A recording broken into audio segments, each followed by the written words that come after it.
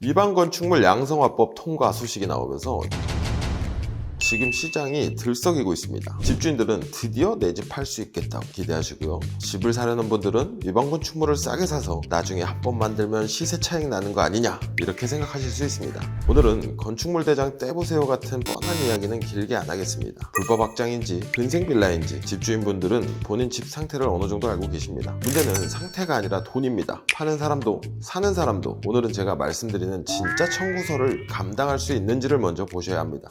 양성화는 기회일 수 있습니다. 하지만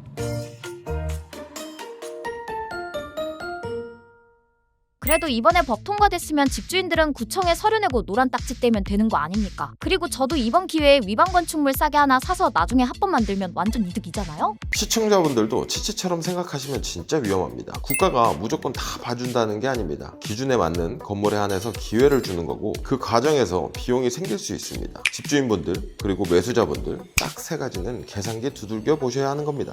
양성화 전에 반드시 봐야 할 비용 세 가지입니다. 첫째, 이행강제금과 과태료입니다. 둘째, 건축사 도면과 서류 비용입니다. 셋째, 근생빌라는 주차장 비용입니다. 첫째, 이행강제금과 과태료입니다. 보도된 내용 기준으로는 기존 이행강제금 수준을 반영한 5회분 상당의 기준으로 부담을 정리하고 이미 납부한 금액을 차감하는 방향으로 알려져 있습니다. 그러니까 그동안 안 걸렸으니까 괜찮겠지 이런 식으로 보면 안 됩니다. 승인을 받으려면 미납된 이행강제금이나 과태료가 있는지도 봐야 합니다. 둘째, 건축사 비용입니다. 양성화는 구청 가서 신청서 한 장 쓰고 끝나는 일이 아닙니다. 설계도서, 현장조사서, 도면 구조나 방화 관련 확인이 필수입니다. 그러면 당연히 건축사무소 비용이 들어갈 수 있습니다. 대표님, 이행강제금에 건축사 비용까지요? 그것만 해도 부담이 꽤 클 것 같은데요? 특히 근생빌라는 더 봐야 합니다. 제일 큰 변수가 주차장입니다. 베란다 확장처럼 주거용 건물 안에서 생긴 위반과 근린생활시설을 주택처럼 쓰는 건 성격이 너무 다릅니다. 근생을 주택으로 정리하려면 주택을 봤을 때 필요한 기준을 맞춰야 합니다. 그중 하나가 주차장입니다. 서울이나 수도권 빌라촌 생각해 보십시오. 이미 골목은 꽉 차 있고 주차 공간은 부족합니다. 그런데 주택 기준으로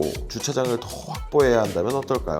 공간이 없으면 비용 문제로 이어질 수 있습니다. 지역마다, 조례마다, 건물 상황마다 다르지만 경우에 따라서는 이 비용이 수천만 원 단위로 커질 수도 있습니다. 그러니까 근생빌라 집주인분들은 양성화되면 집값 오르겠지? 만 생각하시면 안 됩니다. 양성화 비용까지 빼고 나면 정말 남는 게 있는지 봐야 합니다. 그럼 집주인들이 그 돈 내기 싫어서 싸게 던지는 매물이 나올 수도 있잖아요? 매수자 입장에서는 그런 금매 잡으면 좋은 거 아닙니까?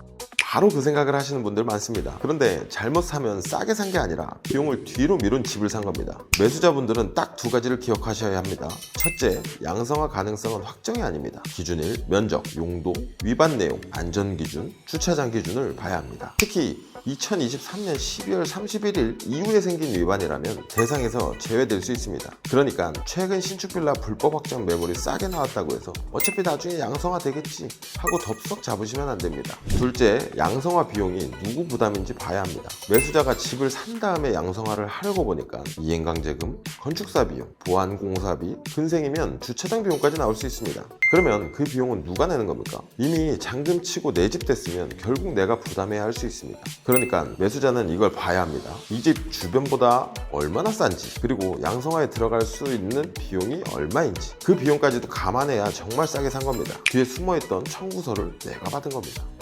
시청자 여러분, 위반 건축물 금매는 가격만 보시면 안 됩니다. 싸게 나온 이유와 나중에 떠안을 비용까지 같이 보셔야 합니다. 그러니까 싸다가 아니라 비용을 빼고도 싼가를 봐야 하는 거네요? 다만 여기서 꼭 따로 봐야 할 분들이 있습니다. 바로 전세 사기 피해자분들입니다. 이분들은 본인이 불법으로 증축한 것도 아니고 원해서 위반 건축물을 사신 것도 아닙니다. 그래서 보도된 내용 기준으로는 전세 사기 피해자가 취득한 위반 건축물에 대해 과태료와 부설주차장 설치 의무를 면제하는 특례가 담긴 것으로 알려져 있습니다.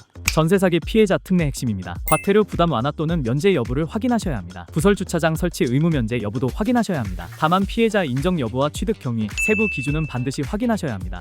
시청자 여러분, 이 부분은 정말 중요합니다. 전세 사기 피해자분들은 일반 집주인과 상황이 다릅니다. 다만 제가 여기서 무조건 된다라고 말씀드리진 않겠습니다. 전세 사기 피해자로 인정받았는지, 어떤 경위로 그 주택을 취득했는지, 건물 상태가 어떤지, 세부 기준이 어떻게 나오는지에 따라 달라질 수 있습니다. 그러니까 해당되는 분들은 인터넷 글만 보고 판단하지 마시고 반드시 지자체와 관련 전문가에게 확인하셔야 하는 겁니다. 자, 오늘 내용 진짜 복잡하죠? 집주인이든 살 사람이든 지금부터 딱 5가지만 기억하시면 됩니다. 화면 캡처해 두셔도 좋습니다. 대상부터 확인합니다. 2023년 12월 31일 이전 완공된 건축물인지 면적 기준에 들어오는지 확인해야 합니다. 이행강제금과 과태료를 계산합니다. 기존에 부과된 금액, 납부 여부, 5회분 상당 기준 부담 구조를 확인해야 합니다. 건축사 비용을 예상합니다. 도면, 현장 조사서, 구조 방화 확인 등 전문 서류 비용이 들어갈 수 있습니다. 근생 빌라는 주차장 비용을 봅니다. 근생을 주택으로 정리할 때 주차장 설치 비용 문제가 생길 수 있습니다. 매수자는 총 비용을 집값에서 계산해야 합니다. 싸게 나온 가격만 보지 말고 나중에 들어갈 양성화 비용까지 빼고 판단해야 합니다.